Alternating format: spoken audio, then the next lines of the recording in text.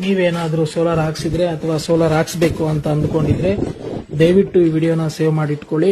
ನೀವು ಯಾವುದೇ ಕಂಪನಿಯ ಸೋಲಾರ್ ಹಾಕಿದ್ರು ನಿಮ್ಮ ಮನೆ ಹತ್ರ ಎಷ್ಟೇ ಚೆನ್ನಾಗಿರೋ ನೀರಿದ್ರು ವರ್ಷಕ್ಕೆ ಒಂದು ಸಲನಾದರೂ ಸರ್ವಿಸ್ ಮಾಡಿಸಬೇಕಾಗಿರುತ್ತೆ.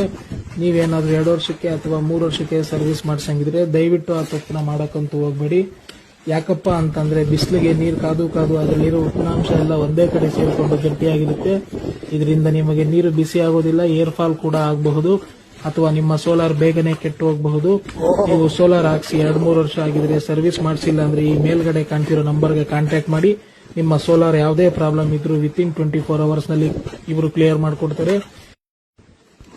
ನೀವೇನಾದ್ರೂ ಸೋಲಾರ್ ಹಾಕ್ಸಿದ್ರೆ ಅಥವಾ ಸೋಲಾರ್ ಹಾಕ್ಸ್ಬೇಕು ಅಂತ ಅಂದ್ಕೊಂಡಿದ್ರೆ ದಯವಿಟ್ಟು ಈ ವಿಡಿಯೋನ ಸೇವ್ ಮಾಡಿಟ್ಕೊಳ್ಳಿ. ನೀವು ಯಾವುದೇ ಕಂಪನಿಯ ಸೋಲಾರ್ ಹಾಕಿದ್ರು ನಿಮ್ಮ ಮನೆ ಹತ್ರ ಎಷ್ಟೇ ಚೆನ್ನಾಗಿರೋ ನೀರಿದ್ರು ವರ್ಷಕ್ಕೆ ಒಂದು ಸಲನಾದರೂ ಸರ್ವಿಸ್ ಮಾಡಿಸಬೇಕಾಗಿರುತ್ತೆ.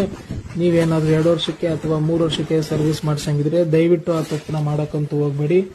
ಯಾಕಪ್ಪ ಅಂತಂದ್ರೆ ಬಿಸಿಲಿಗೆ ನೀರು ಕಾದು ಅದರಲ್ಲಿರೋ ಉಷ್ಣಾಂಶ ಎಲ್ಲ ಒಂದೇ ಕಡೆ ಸೇರಿಕೊಂಡು ಗಟ್ಟಿಯಾಗಿರುತ್ತೆ. ಇದರಿಂದ ನಿಮಗೆ ನೀರು ಬಿಸಿ ಆಗೋದಿಲ್ಲ, ಏರ್ ಫಾಲ್ ಕೂಡ ಆಗಬಹುದು ಅಥವಾ ನಿಮ್ಮ ಸೋಲಾರ್ ಬೇಗನೆ ಕೆಟ್ಟು ಹೋಗಬಹುದು. ನೀವು ಸೋಲಾರ್ ಹಾಕ್ಸಿ 2-3 ವರ್ಷ ಆಗಿದ್ರೆ ಸರ್ವಿಸ್ ಮಾಡಿಸಿಲ್ಲ ಅಂದ್ರೆ ಈ ಮೇಲ್ಗಡೆ ಕಾಣ್ತಿರೋ ನಂಬರ್ಗೆ ಕಾಂಟ್ಯಾಕ್ಟ್ ಮಾಡಿ. ನಿಮ್ಮ ಸೋಲಾರ್ ಯಾವುದೇ ಪ್ರಾಬ್ಲಮ್ ಇದ್ರೂ ವಿತಿನ್ 24 ಅವರ್ಸ್ ನಲ್ಲಿ ಇವರು ಕ್ಲಿಯರ್ ಮಾಡಿಕೊಡ್ತಾರೆ.